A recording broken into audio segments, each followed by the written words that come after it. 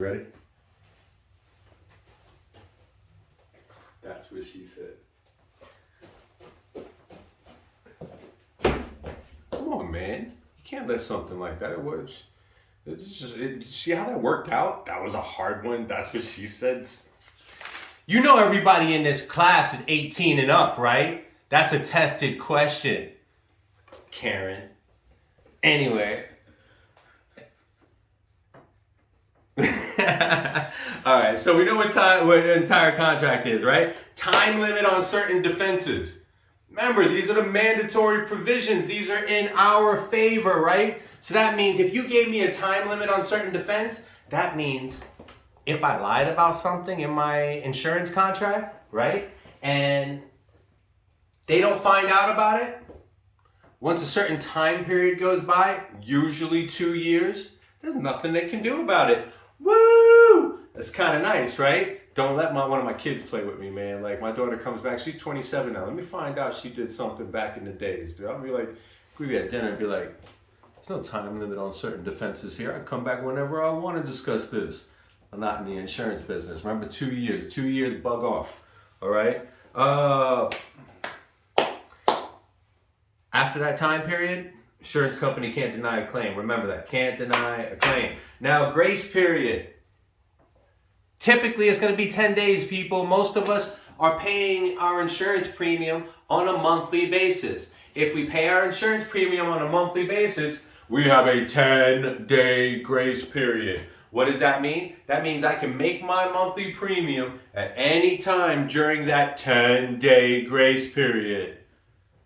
And they got to accept it. They got to accept it and keep my policy in force, okay? Now, if I pay my premium quarterly, semi-annual, or annually, just longer than every month, I get a 31-day grace period. How easy is that to remember, right? So if I'm beyond monthly, because no one says, hey, I'll take the 6-week payment option, stop it, all right? You're either making your monthly payment on a monthly or some kind of quarterly, every 6 months or a year basis. So if you choose one of those longer time frames, you get 31 days, because let's just say something was to happen. Like, for instance, I lost another debit card, okay? So I'm like this GoDaddy junkie. Like, I'm sitting there, I'm always buying stuff. By the way, I gotta change my card on my GoDaddy, right? So on some of these things, I pay yearly. And so if I was paying yearly, I would have a 31-day grace period, right? Just remember that. Now, they're going to give you like little 7-day grace periods and stuff like that. Let's just make sure that you know the only time that you would have a 7-day grace period is if you were making weekly premium payments to an insurer. The only time that happens is like with these old school industrial policies, which is why I said grace period is 10 days, right? Because if you're on 30 days, 10 days is your grace period. Anything above, 31 days. Affordable Care Act, okay? That's Obamacare, PAPACA, remember that? I don't care if you do or don't, all right? Remember this. Affordable Care Act, 90 days. Why? Federal, man. You know how soft Fed is? They want to be like, oh, I got you covered. You can be as lazy as you want. Send us in within 90 days. Not in Florida with private insurers, okay? 10 days.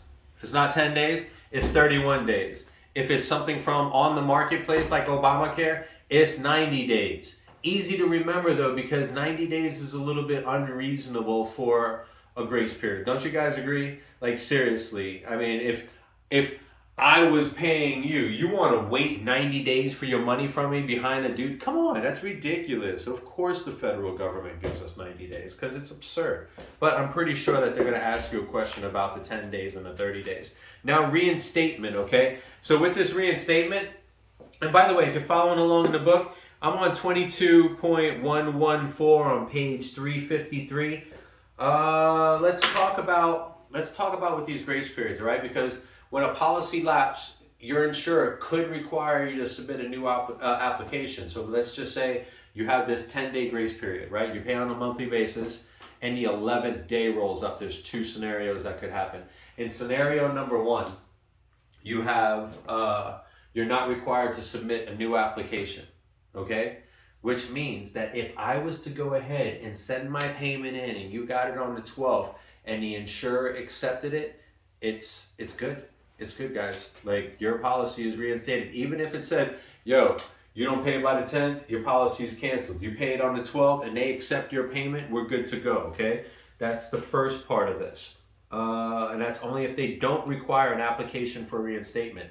If they do require an application for reinstatement, and let's just say it's the same exact situation, you submit your money, your premium that was late, you submit your application for reinstatement, and they do nothing. If they do nothing for 45 days, policy's reinstated without question. 45 days. But they also don't, if they, let's just say this isn't a situation where they did nothing and they require an application, if you go over that 10-day grace period, well, they can deny you. That's your fault. That's on you. So you want all that little extra flexibility? Check out Obamacare, that PAPACA, that Affordable Care Act with that 90-day grace period for all of you that don't have Google and can't set an alert. I'm sure you hear that from me, all right?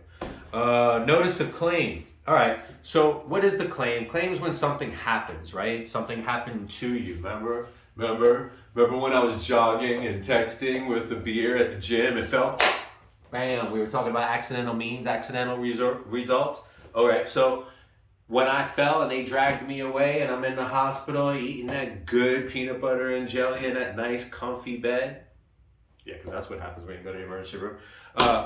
When I get out, I got 20 days to notify my insurer, okay? That's pretty reasonable. Just think about that like customer service. Customer service with the Department of Financial Services, you know, if they're just asking you a question, they want to get the process started, they're expecting you to answer within 20 days, right? That way we can put reasonable time frames on these things because the insurer has things that you want, that you need to do. You need to submit the claim, you need to do a whole bunch of other things there, right? So step one is notify them, hey, I got a claim coming. Let them know about that within 20 days. Now, let's see.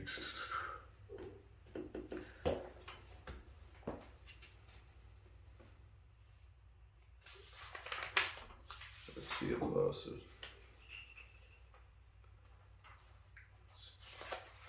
Yeah, you know, I don't really know why that's in this page right here. I would imagine here on 22115 on the notice of claim, if you go down, it mentions how disability income payments that are payable for 2 or more years. I just want to point out that 2 or more years, if we were talking about Social Security disability income payments, your disability has to last at least a year. If it lasted 2 years, you qualified for Medicare. I just want to remember that. The person who submitted the claim must submit proof of loss every 6 months if it pertains to a disability income benefits, all right? So that's all we need to know there. We really go over that in disability income anyway, but that's just a little reminder. They threw it in there. Now we're at number 6. Number 6 of the 12 mandatory provisions, right? What are we talking about here? All right, so I just sit here and I just told you that I just submitted a notice of claim, right? What do you think I submitted that notice of claim on? You think they went ahead and said, yo, Jason, I know you got great handwriting, dog. Why don't you just go ahead and take that highlighter and be like, hey, I'm Jason Perez, and the other day I was acting like a retard at the gym when I fell off the elliptical as I was drinking a beer and texting. My total claims when I went to the doctor were X amount. Come on, dude, stop it, all right? This doesn't work either. Insurance companies have processes, bro. They got claim forms. They provide you with a claim form, and after you went ahead and submitted notice that, you know, I hurt myself, ouch, right? I fallen and I couldn't get up, I notified them. They have to provide you with a claim form within 15 days, all right? As long as they provide you with that claim form within 15 days, you see I threw that highlighter, but I got another one. As long as they provide you that claim form in 15 days, they prevent getting a letter from me written in highlighter and some red flames. right? So just remember that, all right? Your claim forms, they got to provide it to you. If they don't provide it to you, you can go ahead and write it out in a yellow highlighter with red flames, all right? So now proof of loss, 22.117, page 354. Boom. All right. All the drama, right? It's so dramatic. I just finished watching Squid Games. I felt like I needed to bring an element of life or death to this, right? So I was like, what you think about that? You like that? Anyway, look, forget it. It's a different game series altogether, right? We're going to call ours Beat Everyone. Maybe we'll make it like Hunger Games, except you never hunt alone. See, I'm dropping all our keywords in there, right? Why? Because it's insurance school. Maybe you want to come to the school. Make sure you either go to insuranceschool.com or neverhuntalone.com. Anyway, we're back to proof of loss, all right? So after we submitted the claim form, after we got it onto the insurer's claim form that they sent to us within 15 days of us submitting our notice of claim, we get to the proof of loss that we have to submit to the insurer, right? Because not that I'm just notifying them that I have a claim coming. Now I got to tell them how much it is because they have to pay it, right?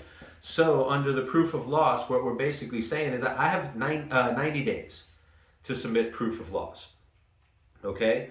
Let's just say I can't comply for some reason, like, back to the beer, right? Back to the texting. Let's just say it wasn't an open shut case. Let's just say I'm sitting in there, I did something drastic. I'm eating now soup through a straw and whatnot, and I don't know they haven't figured out who I am because I was in my tight running shorts at the time, right? And I didn't have an ID in there. So many things could happen, right? Anyway, what I'm trying to say is that if I'm not able to go ahead and submit the claim, okay, I can't. I am not mentally capable of submitting that claim. I got a little bit of extra time, all right? But let's see. I got a little extra time. How much little extra time do I have? We're at 12 minutes. All right. Give me 1 second. All right, I'm just gonna. All right, so we're just gonna cut that piece, right? We're just gonna jump right in from me saying we're gonna cut that piece. Mm-hmm.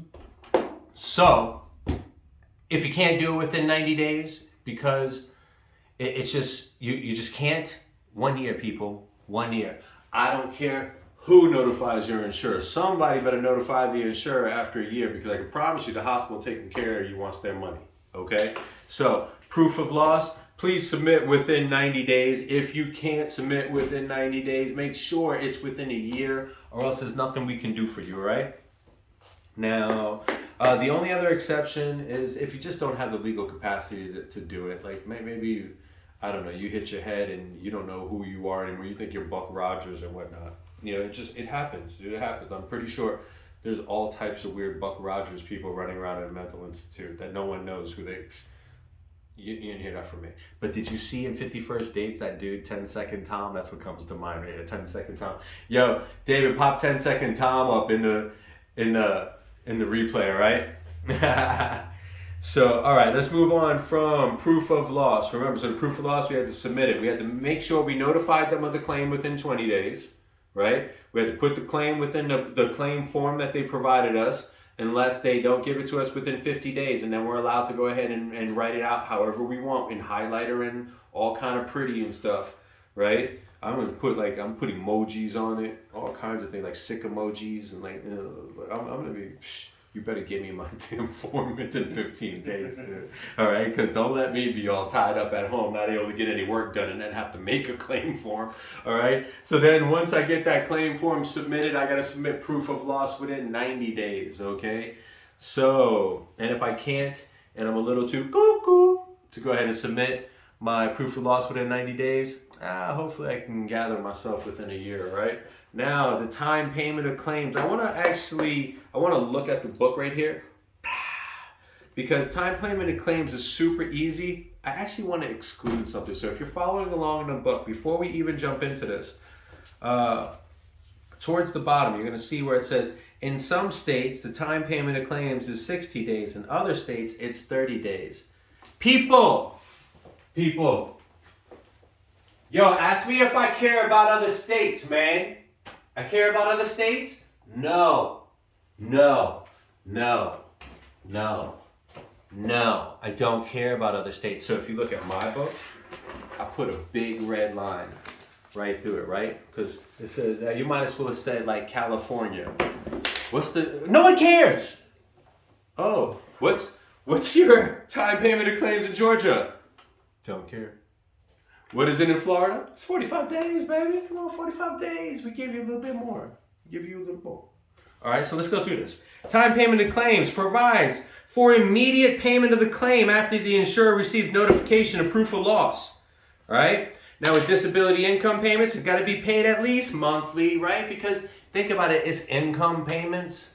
Wouldn't that be rude if I went ahead and I got insurance and I needed my money for a disability income and I qualify for the disability income? And they're like, oh, Jay, we're going to start paying you today. And then in 3 months, we'll give you your money and you'll get paid for 3 months at a time. Stop it, dude.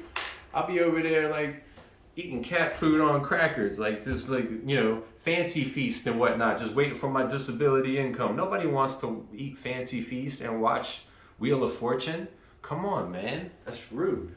All right. So Florida, the time payment of the claims is 45 days after first received. So remember, disability income, they got to pay you at least monthly. But if we're paying you for the losses that you incurred, 45 days. All right. Now, payment of claims. See, this is why people get mixed up here. You have these 12 mandatory provisions and everything's kind of cool. But once we start getting to this notice of claim, see how it kind of runs in? So notice of claim is me telling the insurer that something happened. Claim form is just what I'm putting my notice of claim on, right? My proof of loss are all the receipts that I get for the service that was provided to me. Now, the time payment of claims provision is basically saying that the insurer has 45 days in Florida to comply with me with paying my bill. Now, payment of claims. Now, this provision in health insurance specifies who and how much to pay, right? So in this, let's just say you were in the hospital, okay? What would this provision cover? Well, just like with your house, if you had somebody who's making a payment for you, you could assign your right to pay that bill to your insurer, so your insurer could basically be paying your doctor directly or the hospital directly to it. The other provision is where they can accelerate the benefits for some reason. Let's just say it was an emergency and actually pay, like for me, they could actually pay Kelly for something because she's helping me with whatever situation that I'm having, right? So with the time payment of claims, it's just specifying who and how much we're making claims to. It provides for two little niche payments. One that's either to a family member or somebody who's assisting you with what's going on. And then the second one is that you have the right to have your insurer pay the doctor and the hospital directly. So it sounds very similar, but really if we go through it, you can see where the breakup is the more we get, redundant with this. And don't look at me like I'm the one being all redundant, okay? Because this is in the beginning of the book. I didn't make these names up. And then what would you want us to name it anyway? Right?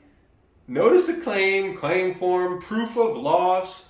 I mean, time payment of claim. Like that's the only one that's very time payment of claims is. Come on, dude. Like we could easily sit here but it's just rational. It just follows. Like if you think about it, step 1, 2, 3, 4, right? Now let's see. Last one, physical exam and autopsy. Autopsy, guys, I know I'm not going to pay for it. If I was the one that died, I didn't pay for my autopsy, right? So in that situation, let's just say it was life insurance. Who do you think paid for the autopsy? You think Kelly and my family paid for the autopsy? No, they just cared that I'm dead. Where's my money, right? The only person that really wants to know what's up with the autopsy, and we're not talking like all Horatio Kane, CSI Miami, like, let's do an autopsy. I'll be right over. Like, You know, the autopsy is just whether or not they're trying. They don't want to pay you, dude. They're trying to make sure. They're like, oh, wait a minute. I think he was on meth. He was walking a little crooked when he walked out into the street and whatnot, right?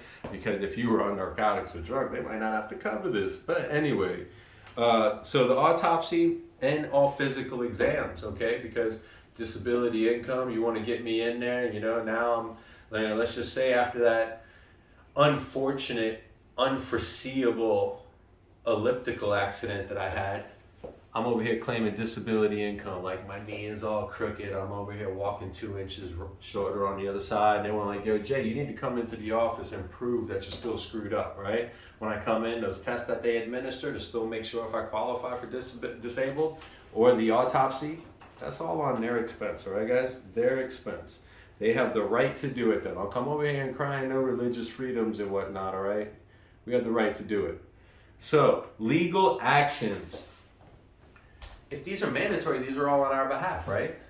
So is the legal action for them? How long does the insurer have before they can sue you? What the hell can the insurer sue me for, dude? I get hurt. You can't sue me. Never tell me to sue me. Again. So anyway, what that's for right there is for me. I'm going to sue you. Why? Where's my money? Where's my money? I provided my claim form. You gave me the claim form, right? I didn't even highlight anything. I submitted it digitally. It's there. I complied with everything. I've complied with proof of loss. Where's my money? Where is my money? Well, the insured can't take legal action. Action? The insured cannot take legal action against the company in a claim dispute until after 60 days from the time the insured submits proof of loss.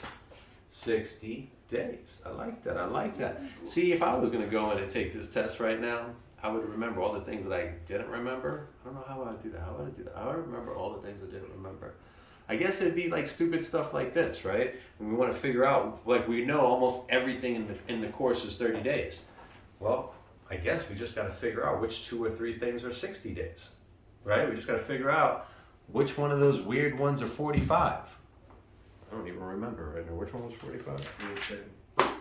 Oh, look at that. Man, student becomes teacher. All